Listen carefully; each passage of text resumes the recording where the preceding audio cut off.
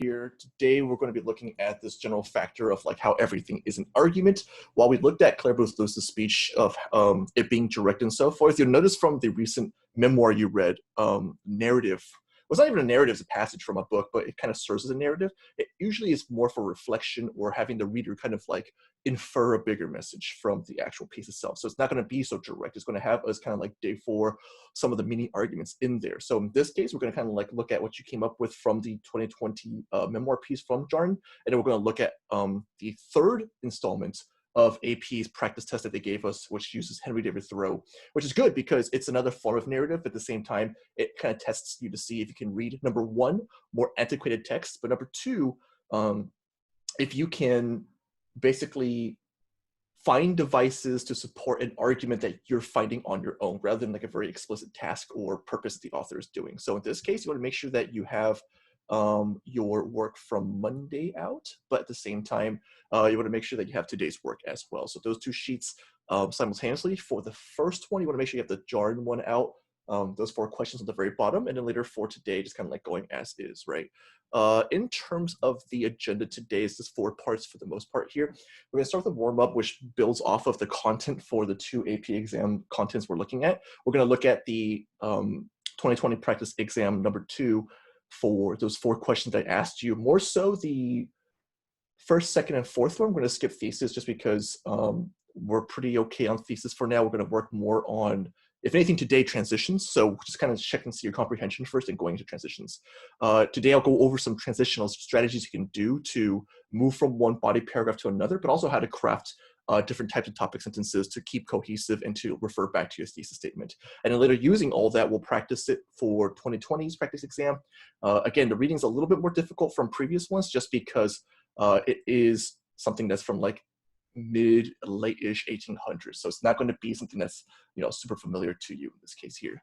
So to start us off, I wanted to look at a short clip as we usually do here for warm-ups.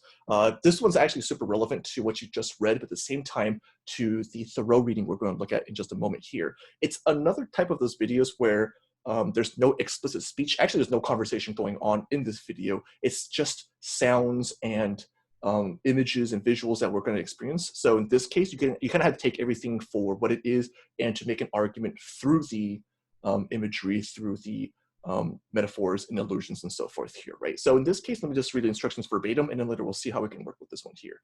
All works have a central argument made, whether it be an explicit claim or a theme. For the following short film, An Object at Rest, my first question is this: what seems to be the director's point about nature versus humans? And then secondly, what evidences from the text support the claim? So this is very much a direct situation where humans are juxtaposed with nature in this case, but at the same time, that's just the surface level, right? What is this director or this film in itself trying to make a point about, its themes, its arguments, and so forth? We're going to use that as our jumping block for the rest of the lesson here. So the questions are on the very beginning of the sheet for warm-up, and then later I'll give you a few minutes afterwards, after we watch this, to come up with some responses here. So without further ado, we're going to look at An Object at Rest.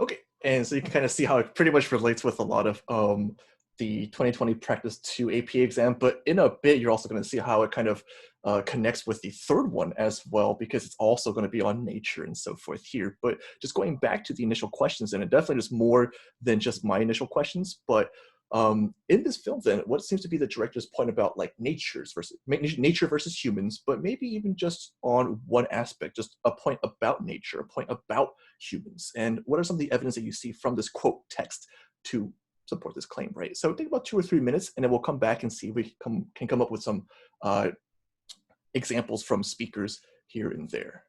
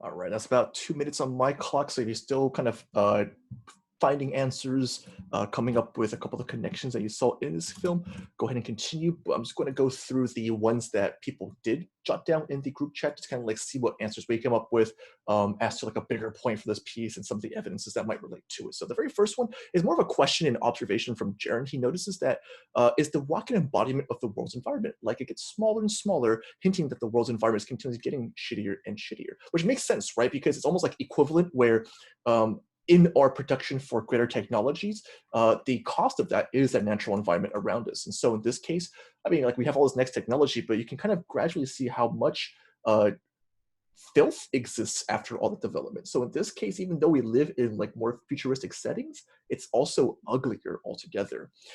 Hugh throws in rocks are bullied in today's society along with the environment. They are natural formations around people, but to humans, it is nothing more than a resource, part of the constant cycle of human usage due to its unmoving, unresponsive characteristics. Absolutely. And there's a term that we have called personification, but to bump it up a little bit, anthropomorphic, right? Which is like this rock in itself doesn't really have any feelings or thoughts, whatever, but the film does, the addition of eyes and thoughts and feelings and just gives us a more human approach to what nature is. And we are really, bullying for the most part here. Evan throws in the rock is shown to have many different human purposes for different situations. So we recycle nature for our purposes. Absolutely. It seems that we basically keep recycling our usages.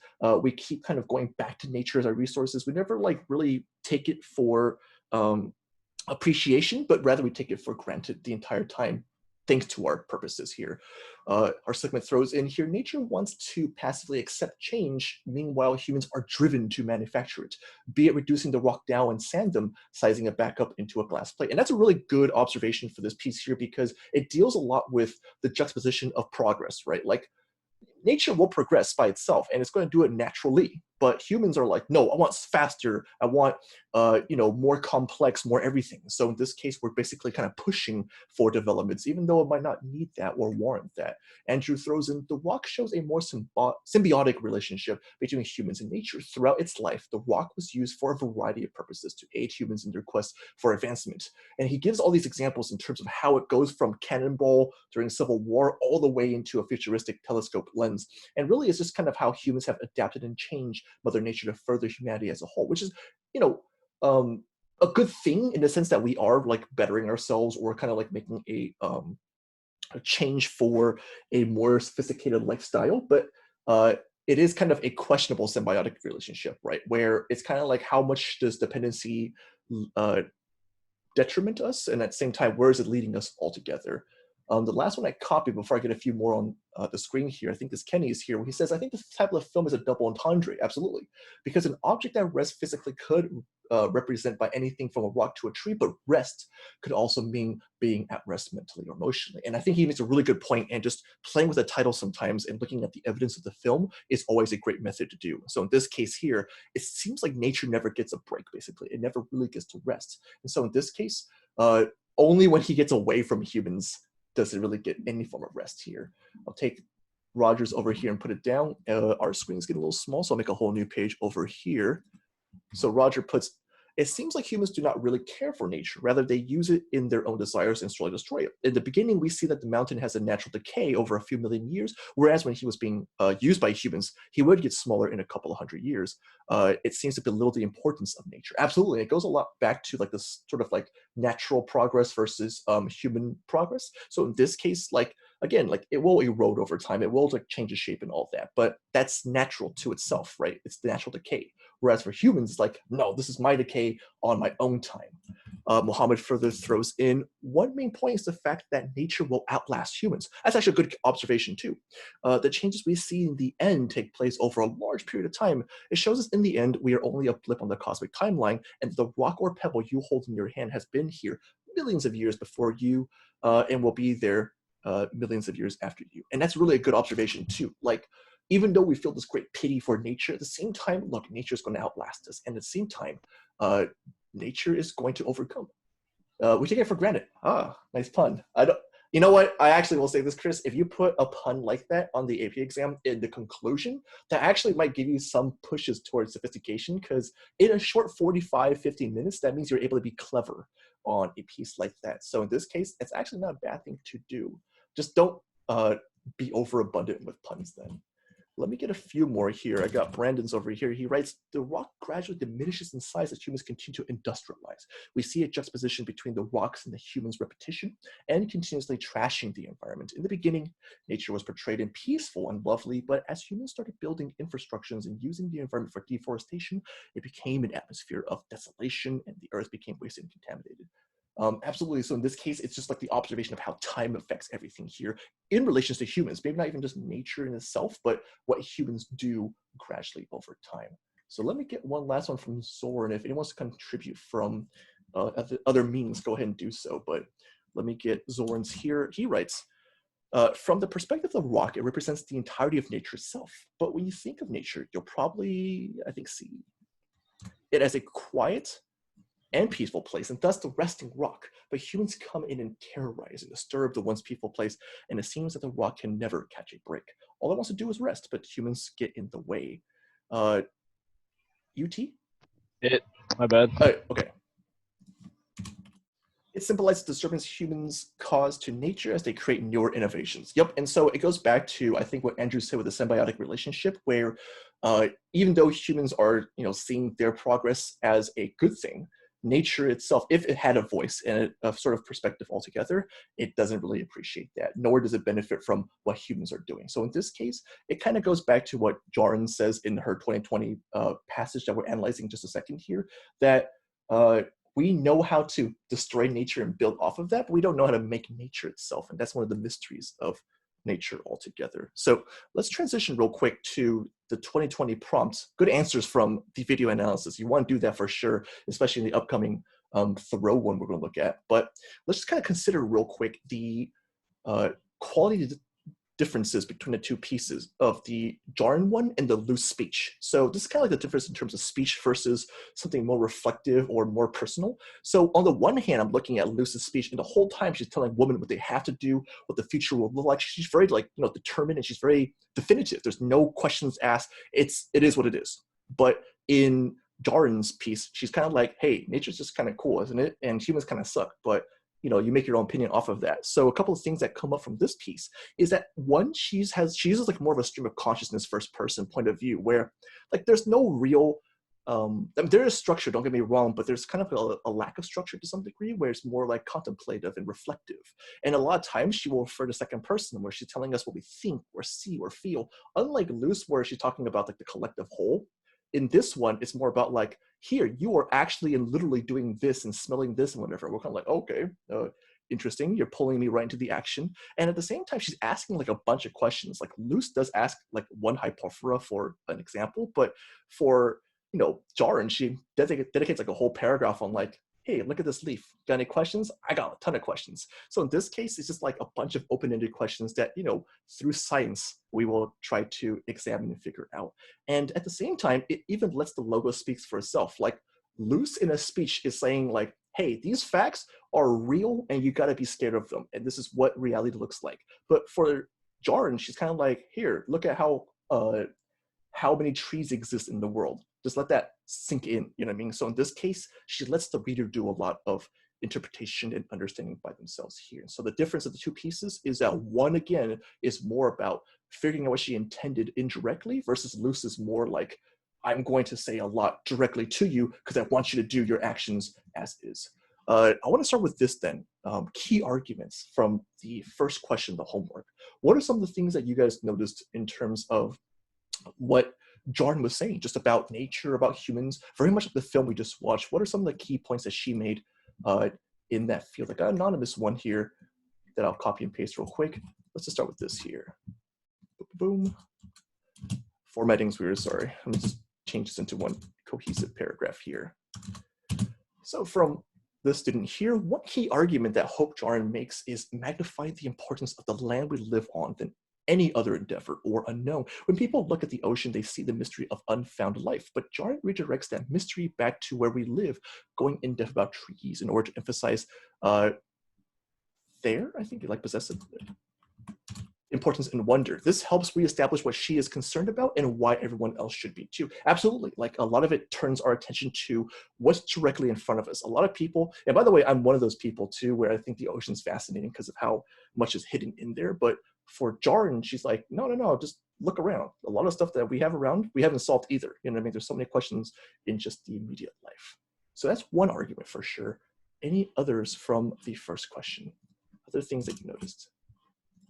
From Jolie, she puts down, anyone is capable of being a scientist by observing the environment. Absolutely. Being more aware of nature is crucial in steering the world away from environmental exploitation and degradation. Yeah, absolutely. In this case where, because a lot of us don't really have we think at least, the ethos of a scientist, Jaren's kind of saying like, no, you can be a scientist, don't get me wrong. And the more you empathize with what science is all about, the more you actually care about the earth altogether. If you don't, and you think as like a businessman or as a tycoon of some sort, then yeah, of course you don't give a shit for nature. Brandon further writes, the author wants to argue that humans have covered the earth with so many artificial products and buildings that it neglects the life of nature that is Earth's very foundation. Yep. Because of mankind's active deforestation and exacerbation of climate change, the Earth's environment has become a place of contamination and nothingness. And I'll even put a little bit with your answer, Brandon, here. Jahren does this by showing, not telling. And if you think about her entire passage here, the whole time she's not saying like, look at these damn monopolies and these damn corporations, they are ruining our earth, we have to fight against them and so forth. But no, she's kind of like, hey, look at nature, it's getting fucked up, there's something to say. And from us looking at that, we're kind of like, oh, I don't like that. I don't want to see deforestation and so forth. So it kind of puts the onus into our hands rather than just preaching to us here. Any others for key arguments?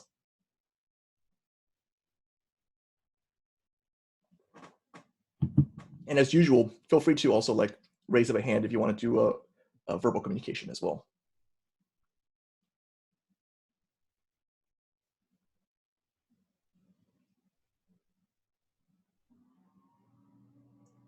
Anyone else? Granted, these are kind of like the three main ones. Kind of hard to add more past this, but just opening here for a little bit. Oh, I think it's more of a question, but let's see if we can just put this as a key point as well. So there's the juxtaposition between Luce and Jahren. Yeah, where Luce is more in your face while Jahren is more low key and common sense. Yeah. And that's a good question for sure, because it seems like what you're doing here, Chris, is you're actually noticing stylistic choices between authors, because every author technically could write an in-your-face speech, but Jahren was thinking like, no, let's be chill about this, and let's just show it and see what you think about it. So in this case, it's more about the ownership in your hand rather than me demanding you do this or telling you it's the right thing to do. I'll do one last one from Zorn before we move on. And he writes, she points out how we are blinded by the things made by man. Sure, we live among nature, but are unable to identify. She wants us to realize the destruction we are causing it. I think he's absolutely right too. Like even us, if we're driving around the streets and so forth and just walking about, we don't pay much attention to the trees and the leaves and grass and so forth. We think more about, wow, look at that big ass building, or look at that invention that serves a very particular purpose. So in this case, the verb of blind is a really good choice here in describing Jaren's view on technology. So with that in mind, it's kind of linked to what we have here.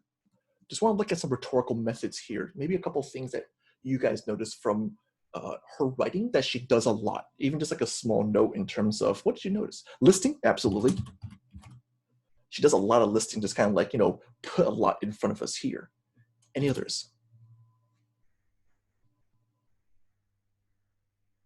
Irony.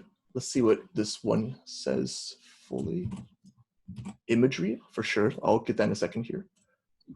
So in irony, we're looking at, in the beginning, the author was giving factual evidence on how land was significantly more, has significantly more living things, but then like gradually transitions to the fact massive industrialization and the overexploitation has made the land seem lifeless. That's actually a really good observation in the sense that there is a subtle irony in her starting with the image of an ocean being lifeless and then later going into the lifelessness of the land that's supposed to be the complete opposite, right? That's a really good observation. That actually, I would actually give sophistication for that one there. Brandon, you mentioned imagery, and even though you're absolutely right, let me see if you can give a little bit more specificity, because I kind of also want to know how imagery is being used in this case.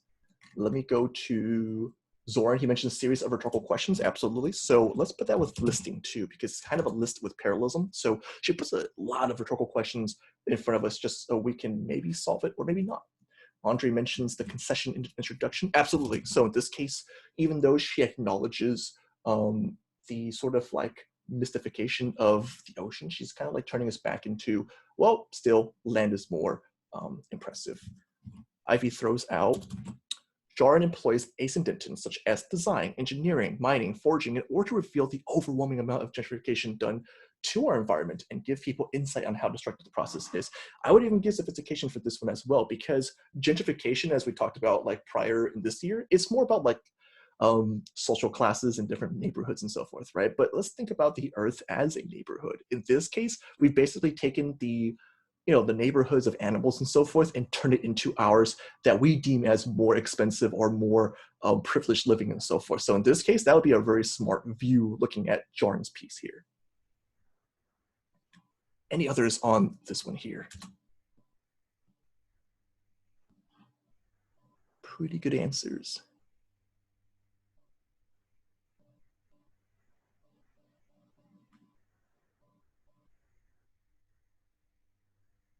Going once, went twice? Sold? All right. If we need to add more, no worries, we'll come back. But, oh, got another one. Hold on, one last one. Let me add this underneath Zoran's because it's on the same premise of listing. So sorry, formatting's kind of weird again. It just happens sometimes, but let me just reconnect everything. Bam,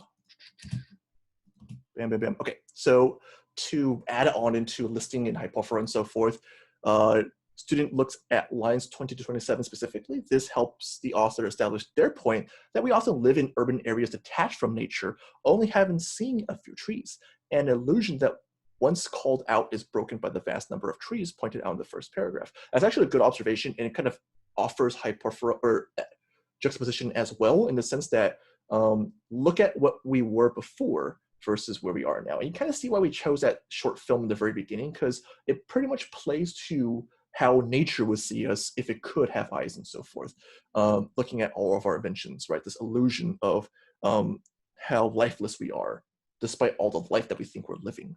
So there's one last question regarding the homework that I want to give, but I'll give an example first before I ask for it, because it's kind of tricky, right? Transitions and all that. So this is the prompt as you've worked with here. And the task was, write an essay that analyzes the rhetorical choices Jahren makes to convey the message of the importance of her work. And that has to be fulfilled in your thesis and your topic synthesis and so forth. You want to make sure that what she is saying about her work, about scientists and so forth, is important. And the question of like, why, right? So let me give you a sample thesis and topic sentence, and we'll talk about like why it works from one idea to the next. So imagine this is my thesis statement, right? And imagine this is the very first line of my next paragraph, the very first idea going into the essay here. So I wrote for thesis, in a world that is perpetually destructive towards nature through technological developments, very much like you guys mentioned earlier, this is like my premise, my context for my thesis, right? Like what's happening and why is this important as a topic altogether? Jahren hopes, and I'm putting a little pun here because I'm taking her name and like, you know, doing a little wordplay. It wouldn't give you the whole sophistication point, but your reader's like, huh, that's funny. But Jahren hopes to instill a sense of duty to study and protect human nature, or to protect nature, by attributing the title of scientist to her readers. So in this case, I'm talking about what she's trying to do and through what method. There's more to this here, but I'm talking about that she wants us to have a sense of duty, to study and protect nature. How is she getting this message across? She's getting the message across by, you know, attributing the title of scientist to her readers. Hey, we're all in this together. Whether you like it or not, you're a scientist, I'm a scientist, we're all here to help this earth all together. So with that in mind, the question is, well, how do I begin my first paragraph? What's the first point I want to consider then? So here's my first topic sentence, and I'll share the logic of why I chose this as my first topic sentence. I wrote, society is often impressed and fascinated with the advancements of the future, but Jahren shifts her readers' attention to the more impressive facts of nature. So in this case, I'm taking my context here. If you notice that my first line of this thesis was that we're living in a world that's perpetually destructive towards nature through technological advancements, I'm kind of like readdressing that, where I'm thinking like, hey, look, we are impressed and fascinated with those futuristic devices and all of that. But what she really wants us to do is focus on the facts of nature. So in this case, my first point is just addressing my thesis piece by piece. And I kind of break it down my next slide as well, where if you look at this here, my thesis has a rhetorical situation, which is my first point over here, right? Just thinking about this destructive technology and all of that. I have her purpose and intention. And as I just mentioned earlier as well, I talked about technology in my thesis, so I want to use that premise to start my topic sentence, my next body paragraph, and so forth. We usually care about inventions, but not about nature's feats and qualities here. And so your reader's like, oh, good, there is a logical transition from what you've mentioned in your thesis into the first body paragraph here. And so what you always want to do is find relations from one idea of your ending to the beginning of the next one. So this is the tricky part in getting answers from you guys, but for your own thesis and topic sentence, I'm going to ask right now, if you could, a few contributors, if you are daring enough, to give your thesis, but also your first topic sentence that you came up with for this essay. We'll see how you transition from that. And again, it's kind of a trickier one to document, but if you feel confident, go ahead and give me one.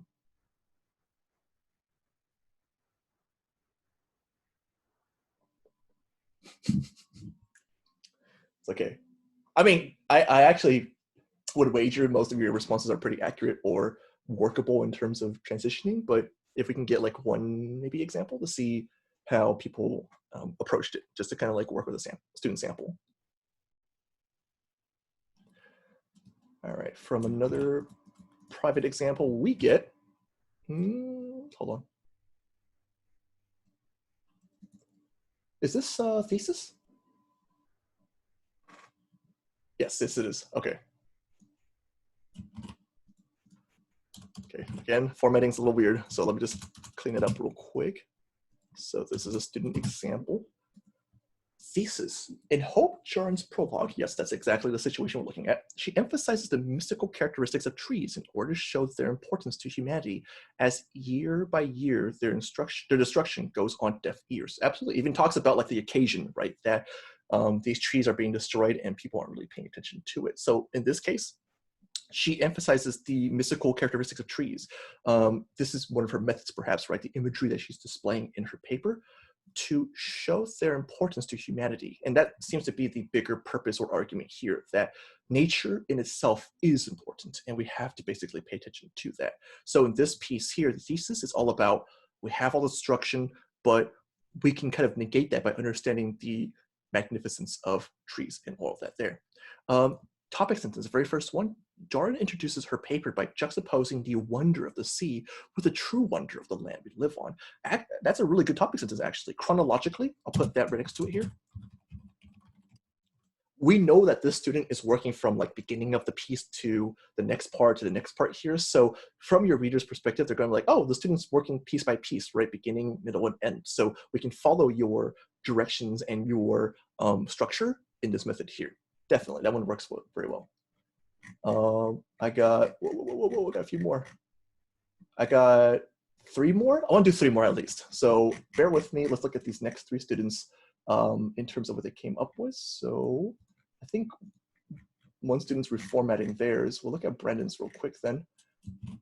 Put a line beneath because it's a little bit more. So for Brandon's, his thesis was, in a time of industrialization, good premise, humans tend to disrupt the nature of Earth and ruin the integrity of the atmosphere. For this continuing dilemma, Hope Jahren uses her authority as a biologist to encourage humans to question the detrimental effects of deforestation and climate change caused by our technology, because trees and plants are being wiped each day. Good. Has premise, even has the ethos of the speaker. So he's kind of like doing soapstone for his thesis here. Very good. And then later talking about what she wants from us altogether. So in his very first topic sentence, he wrote, in the beginning of the passage, Jahren establishes her authority as a fellow biologist who uses scientific facts to highlight the problems of the ratio of plants to humans, showing the problem of human expansion on land for industrial purposes that we don't realize. Actually good. Compared to this one as well, they're both looking at a chronological, formatting of the essay, but this student goes a little bit past the ocean one and jumps right into the point of ratio for plants and so forth. So good logical transition here. We look at the structure piece by piece of the essay altogether. We'll look at Quinn's real quick here. So I'll copy and paste this one as well. Boom. Get a little small. Hopefully we can still read though. Quinn writes for her thesis, in an age of constant urbanization, good premise, Jahren argues that society must shift its focus to neglected nature by highlighting its prospect, contains ancestral values, and offers intricate details to be studied. Good. And the little colon there kind of gives a list of things that are the values of nature, but that are neglected, right? So in this case here, the ancestral values, the intricate details, those are things that she wants to bring our attention towards. Topic sentence, very first sentence here. And although this argument is plausible, society currently embraces transient aspects of urbanization. This, Jahren argues, is ineffective as it fails to acknowledge the historical ties nature offers. And this is a really strong topic sentence as well, in that it pretty much transitions right after the sentence here.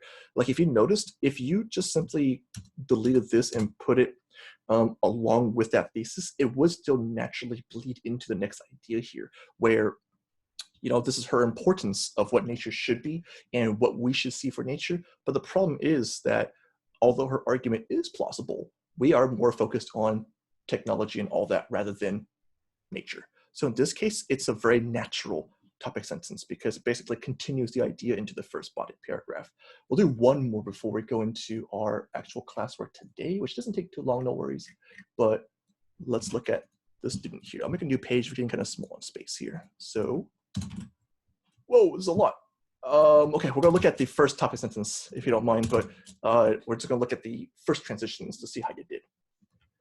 So for the thesis, student wrote, in a time of drastic environmental transformations, Jahren discusses the magnitude and significance of her work in comparison with other subjects, and heavily discusses the current state of the environment and human impact. This is good. This is all premise, but at the same time, it kind of sets the entire tone and depth of her piece, right? Like, what is significant about it? What is she comparing it to? How big or how small is all of this here? This is what we're working with.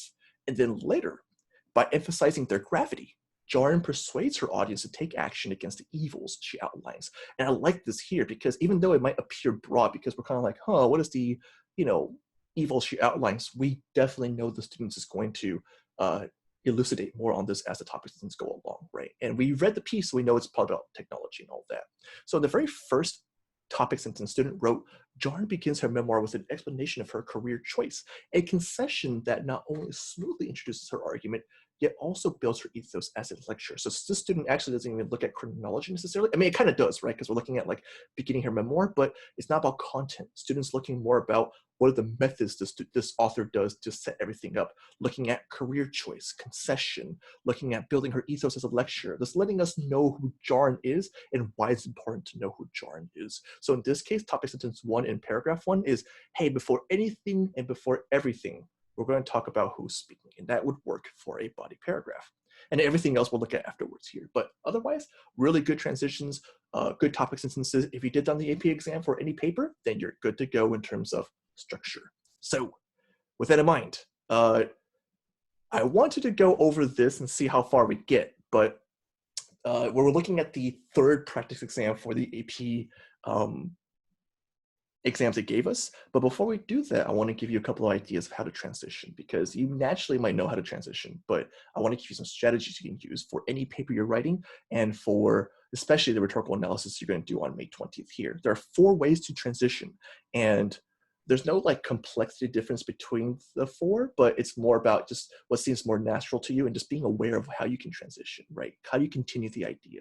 You can do points of a thesis. You can do last sentence preparation, reaction to prior, or word or concept connector. So I'll show you how to do each one in a second here. So this is the most standard one that most of us do altogether. Points of a thesis basically is sometimes we write the 3-point thesis, right? Author does blank, blank, and blank. And 1 paragraph dedicated to blank, 1 paragraph, you know what I mean? Like we all use those bullet points to structure our body paragraphs. In this case, you just want to make sure that your topic sentences are very clear in terms of the intention you're doing, and that you end every body paragraph very concretely in that case there. So I'm giving you some example thesis, but also a couple of example topic sentences. In my example thesis, I wrote, in order for her readers to understand how science contributes to our livelihood, Jahren depicts the imagery of an impressive nature in danger, instills scientific duty to her readers, and writes at times in second person to bring us directly to the conversation. So you'll notice I have like 3 points, right?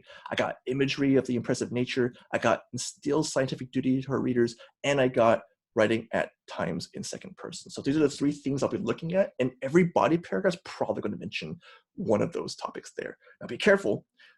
This method of transitioning and setting up topic sentences, it really requires some complex topic sentences. Look at my first one here. This is a bad one. Jahren tries her best to instill a scientific duty into her reader.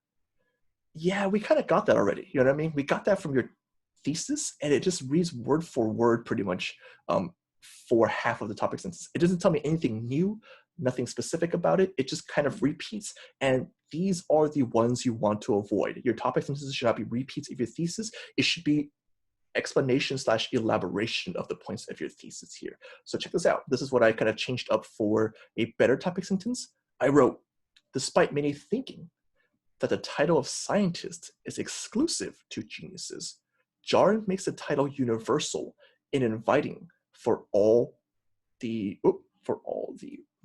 readers to participate in. So in this case, along with this idea of scientific duty, it's kind of like, well, some people think they can't be scientists, or that it's not them to have scientific duty, but rather she's trying to make it more universal, more inviting, so that the duty is the onus of all, that it's, all collective to us here. So in this case, I take my thesis points and I'm basically trying to elaborate them into larger ideas or more specific points that I intended to have before. Andre, you asked, is it okay that it's missing purpose? In terms of what? This thesis or?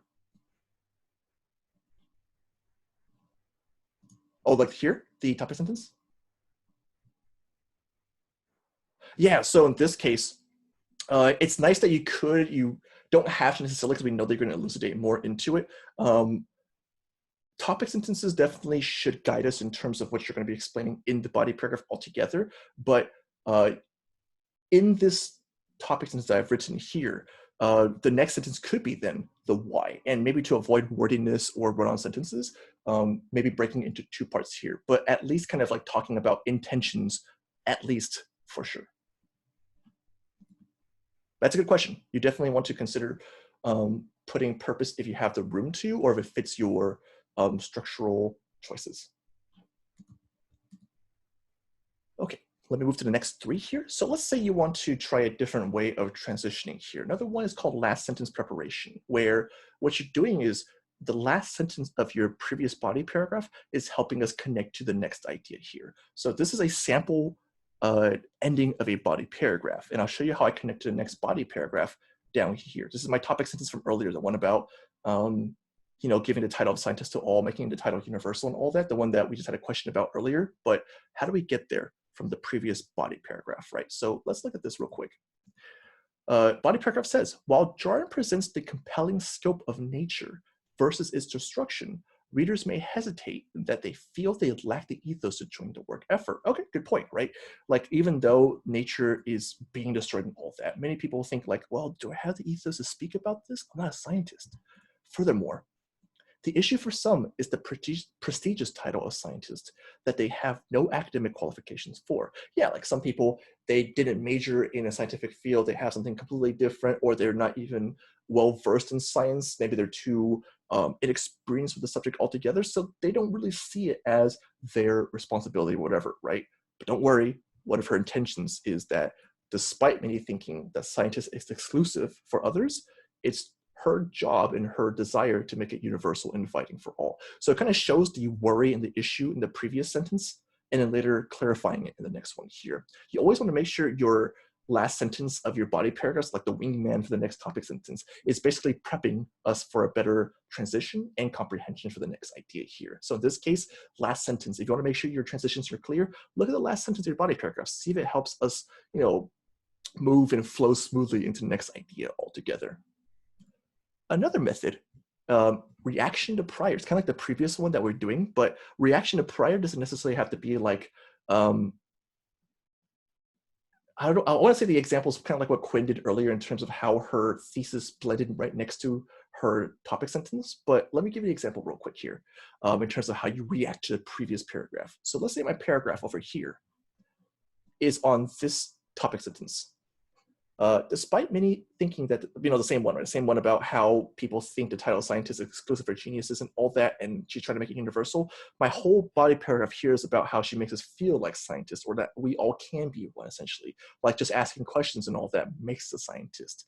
My next body paragraph is a reaction. It's kind of like building off of it, right? It's kind of adding more to it. So in this case, my next topic sentence includes, Jahren furthers her inclusion of her readers as scientists through second-person writing, both walking us through the scientific process and personalizing the experience. It could fit in this paragraph. Maybe it should belong there too, but I've broken it to look at this very specific choice that she did to add on, to react to kind of like give more nuance to in the next body paragraph here. So in this case, you can also react to the previous paragraph where you're kind of like commenting or adding on, even challenging if you want to do like a counter argument to the previous body paragraph here. The last one is perhaps the most simple one, but it's also a clever method of transitioning. It's called word or concept connector. Check this out. It's about wordplay in this case. So let's say my last sentence of the body paragraph says this. Check out the word I'm using and I'm highlighting here. So I wrote, society in its awe for technological advances has shifted its gaze, its views, from the even more complex working of the natural world.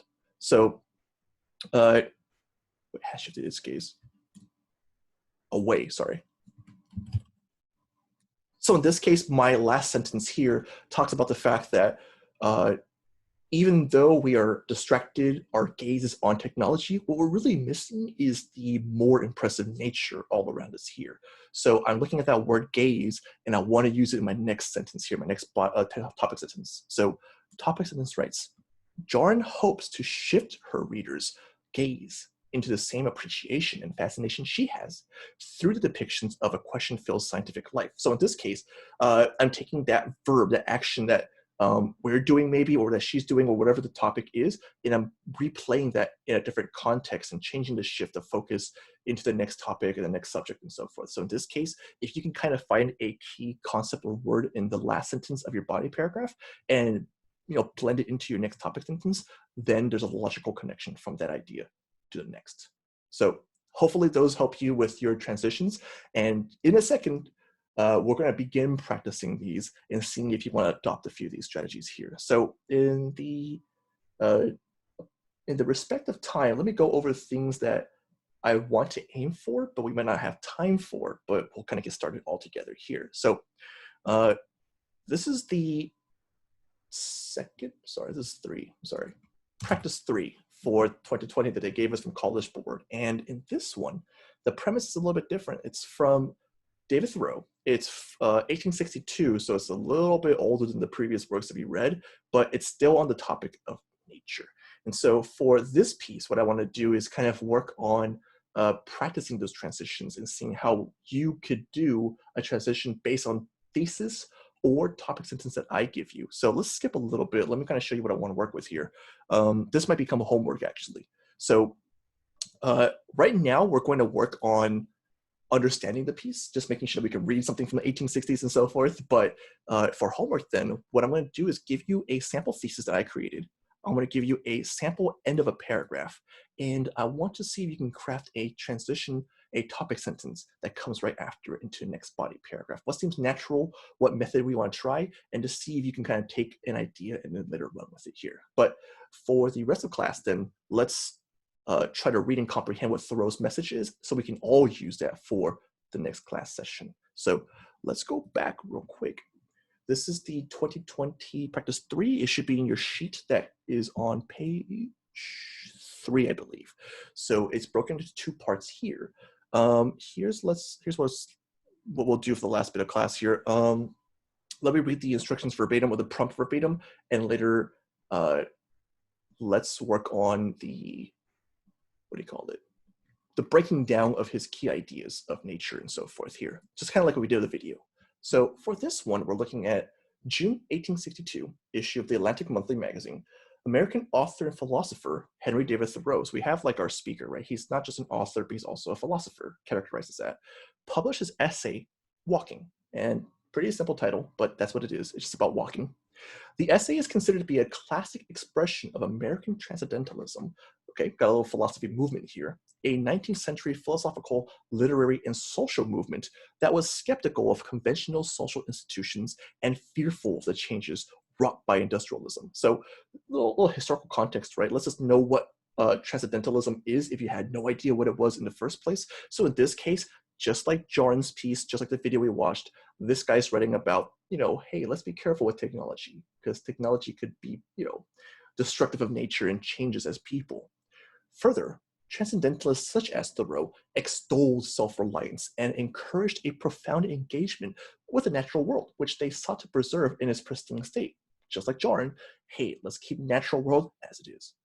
Read the passage carefully, write an essay that analyzes the rhetorical choices Thoreau makes to convey his message about the value of walking in nature. Okay, this is super abstract because walking in nature and the importance of it is now something that you have to implicitly dig out from his argument, because unlike Luce's speech, for example, right, about how women should make sacrifices, the question here is, why do you think he thinks walking in nature is important or valuable? And you're thinking like, I don't know, you know what I mean? Like, it's relaxing. And this is where we have to understand his implicit arguments here. So let's spend the rest of class and try this out. Let's understand first. Question for you to answer in this time period. I'm gonna have you read this piece real quick. It's a little bit tougher to go through, so I'll give you a little bit more time. But as you're reading, I want you to think about, very much like the other stuff that we covered, what are some of Thoreau's key points about walking, about nature, and whatever you can come up with here, and what devices help make those points, just things that he kind of throws in as his main points altogether. And if you're curious of this picture here of walking, he literally has a full book titled Walking. And just as a small story to kind of give an idea on this here, his point is that whenever you walk through nature, your job is not to just think, okay, is nature boring, whatever, it's leaves and trees and shit, right? Thoreau's point is you have to walk around nature and make everything exciting and new for yourself, because it talks about perspective and point of view. I had a professor in college who did the same thing, Dr. Engel. And what he would do is on the path to every class, you know how like professors go from class to class and all that, right? As he's walking through the nature of through his environment, he's always challenging himself to look for one thing that's new or different, trying to make life more exciting, trying to, find some meaning in everything, right? Otherwise, it's just like, all right, I got to go to this room, see these students go on this, stage to present, walk to the next hallway, whatever, right? It's boring. It's very mundane. It makes you feel trapped. And so Thoreau's more like, as you walk, find something different, find something that's actually meaningful in this case here. So let's take about 5-ish minutes and see if we can kind of break down some of the key points that Thoreau has in his piece here.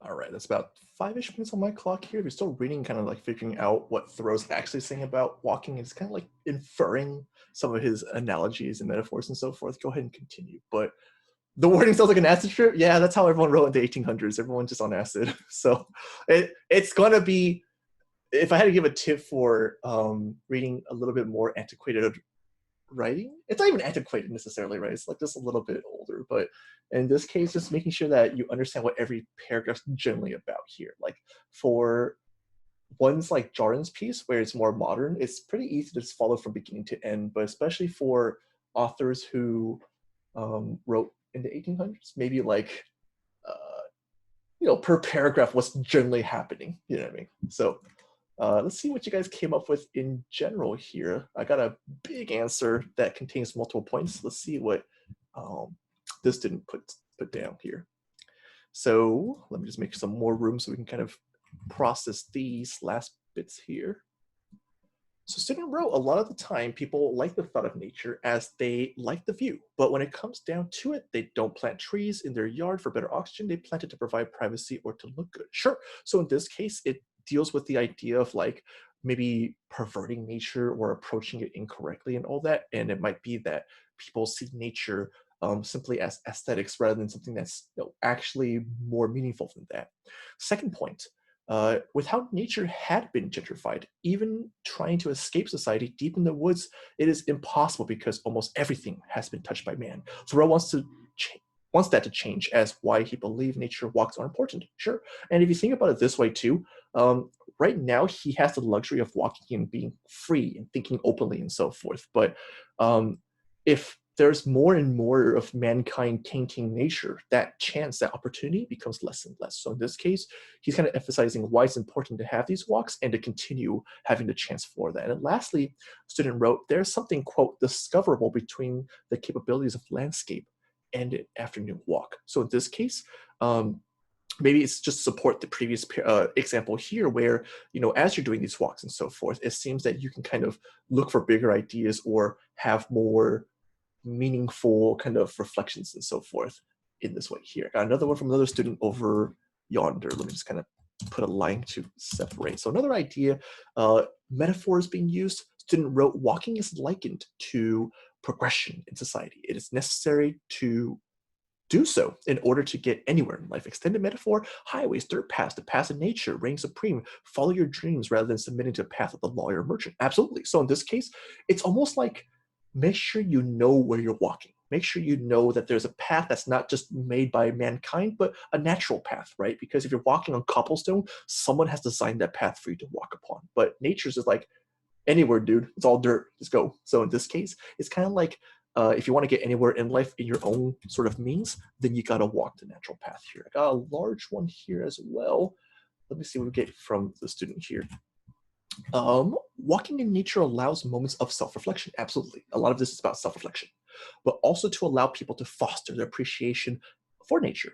Thoreau juxtaposes the differences associated with the fields and woods in contrast to the garden and mall. Whereas the garden and mall are cultivated by man, the fields and woods are shaped by nature. Good. So it really shows the difference and the different qualities of them, right? Because you could go to the streets and see some planted trees, fine, but that's all designed by humans of what they think is aesthetic and pleasing. But nature itself has already designed it for what is, intended to be based on how things are planted and all that. To this extent, Thoreau implicitly states that walks are meant for others to escape from modern life and the industrialization that the world has come to. Absolutely. Like going into nature is perhaps the only way to escape from the constant thought of work and all that. Like if you ever did outdoor education, back in middle school, the purpose is kind of like that, where you try to get as far away as possible from technology and the responsibilities of modern life so you can kind of experience a more self-reflective and carefree environment. So in that case, Thoreau kind of emphasizes the same. Any others, things that you kind of noticed in terms of author's intentions or arguments or points?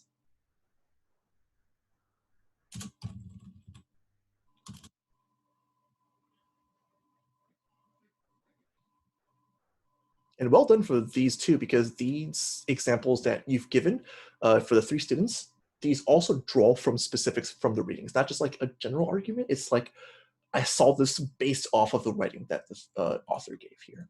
I come from Chris over here. Let me just copy and paste this then. Boom. Okay, it's going to get really small, I think. Bam. I think it's workable. Let's see how this goes. So Chris writes, Thoreau emphasizes the importance of embracing nature, using comparisons such as simile on lines 31 to signify the raw beauty, of a newfound farmhouse equivalent to a great nation.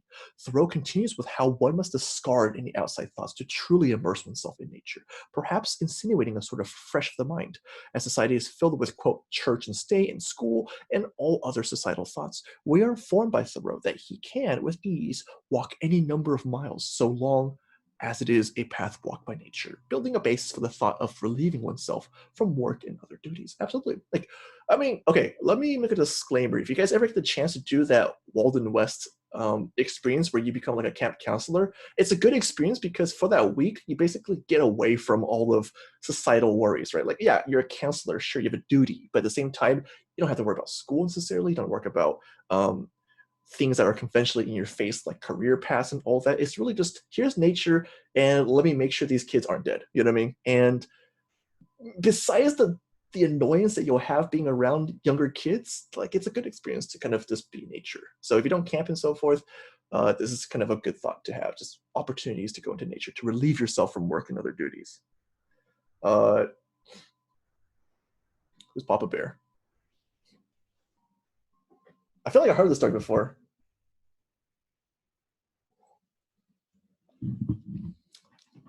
Oh, is everyone responding? We heard a nerve. What is this? Whoa. This is the most contribution I've got from you guys before. Hold on. Do you want me to explain it? All right, go ahead. Story tell. I think. I think. So basically what happened was there was this dude named Papa Bear, and he was supposed to be like the night person, making sure all the kids were like asleep and stuff. Is that his actual name? No. Yeah. No. Papa Bear. It was a pseudonym. It was a pseudonym. Yeah, It was yeah. a pseudonym. It was a pseudonym. Okay. And so apparently like on his computer he had like a bunch of pictures of like kids. Child porn. Yeah, child pornography. And yeah, they caught him. Damn. Yeah, thank God he wasn't there when we went. Right, Roger? I thought he was like the one before us, right? He was there when Yeah. I went. Oh. Right, Roger, you went, right? Yeah, I did go. Oh. There we went. Is it like a news article, this guy? You probably could find it. Yeah, it was a report. He's probably the brother of the assistant football coach. Damn. Jeez. I'll look that up. I feel like someone told me this last year. I'm pretty sure. And they even call him Papa Bear in this? Wow. Okay. Papa Bear. Did you search it up? Yeah, he has that look.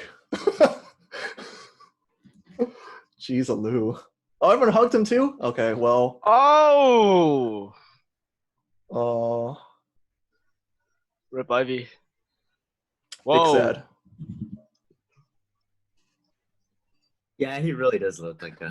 Yeah, he has like all the makings of of a pedophile. Good God. All right, I'm sorry to say that we ended Thoreau on Papa Bear, but You still want us to go to the camp? That's kind of a good segue, though. Okay, so disclaimer: go into nature and avoid suspicious bears. He's be a cop too. Suspicious bears. Yeah. Like if you see him on one path, you're like, all right, time to turn this way. You know what I mean? Jeez, that's disturbing. Okay, well, let me end class real quick with just the last instructions. The homework's pretty simple. So you had those two last categories of thesis and end of paragraph, like I mentioned. So we have some really good ideas about Thoreau's key points he makes throughout his article, his essay, his article. All I'm going to have you do for homework then is in the provided thesis that I've given you and the end of a paragraph, I'm going to have you just build a topic sentence using any of the 4 strategies or anything that you feel is natural to continue the idea then. And then later we'll just turn that into continue for next week.